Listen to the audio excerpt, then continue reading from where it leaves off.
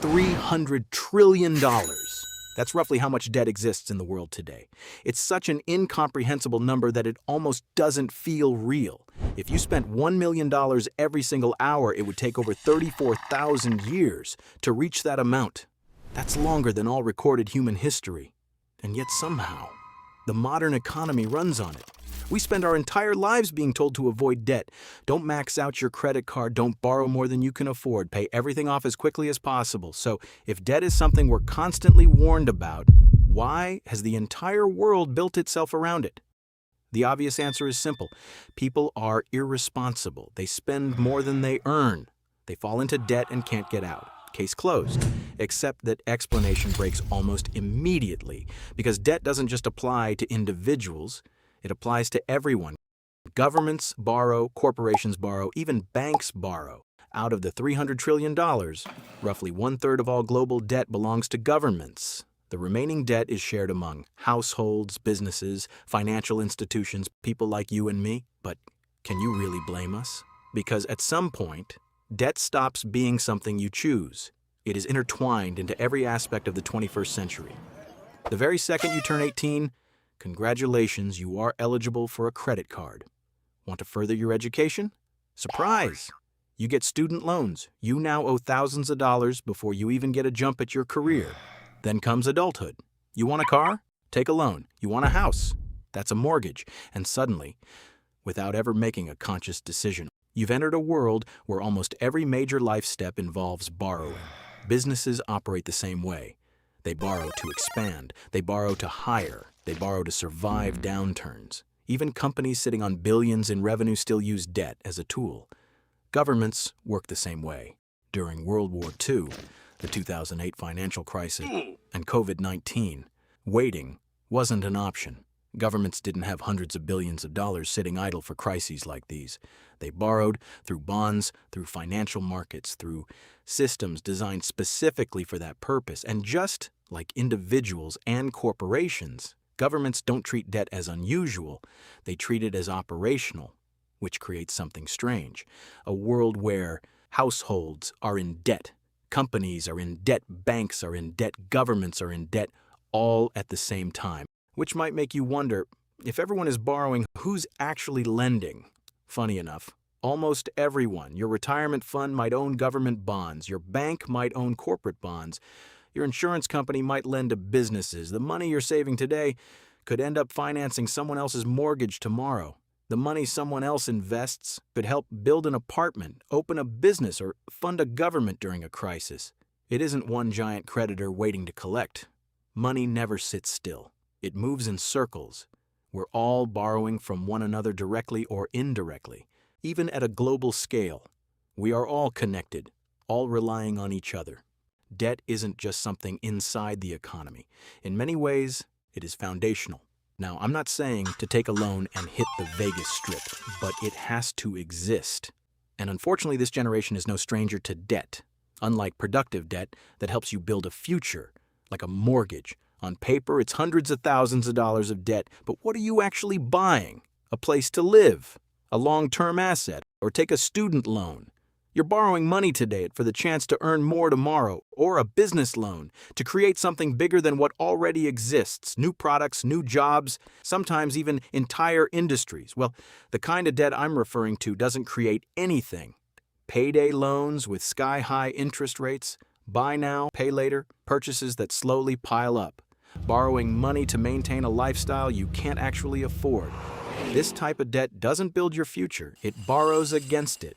So why do so many people end up here? Part of the answer is that we've never lived in a time where spending was this effortless. A generation ago, if you saw an advertisement, you would have to drive to a store, walk through the aisles, think about the purchase, and then decide whether it was worth your money. Today, the store lives in your pocket, advertisements are everywhere, so much so that sometimes they go unnoticed, but subconsciously, they have made their mark.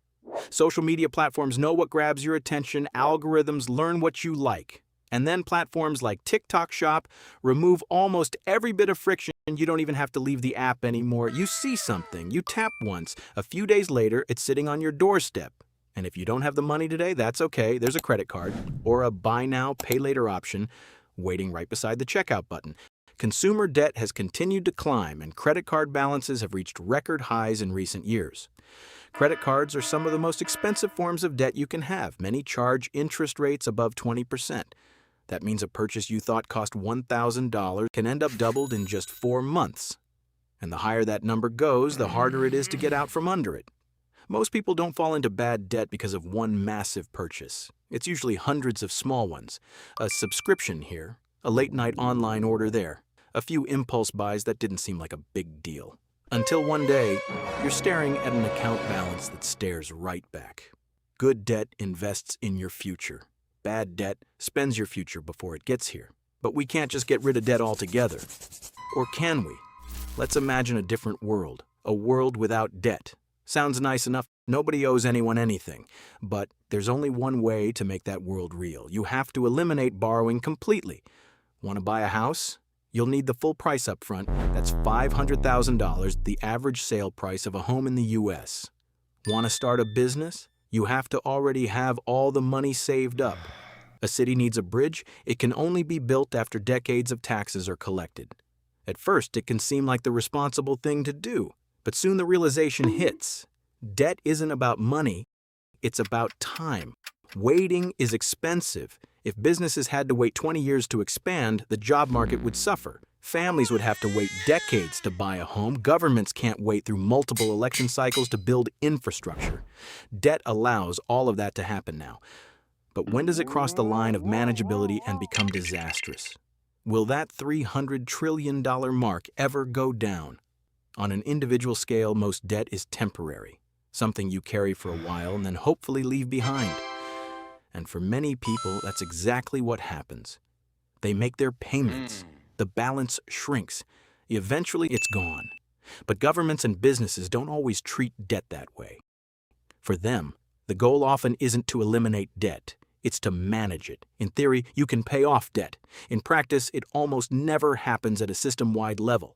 Because debt doesn't sit still. It gets refinanced, rolled over, replaced with new debt. Old loans mature, and new ones take their place. To truly eliminate debt, you'd need something extreme. Years of massive budget surpluses, huge spending cuts, or dramatically higher taxes, all while still funding everything society relies on. Healthcare, education, crisis response, and even then, the economy doesn't stop moving. New borrowing keeps appearing. Because debt isn't a fixed number, it's a continuous process, which means most systems don't aim for zero debt. Because trying to eliminate it completely can slow everything down. But what happens when the system starts to strain? Debt works, as long as the future arrives as expected, but when it doesn't, problems appear.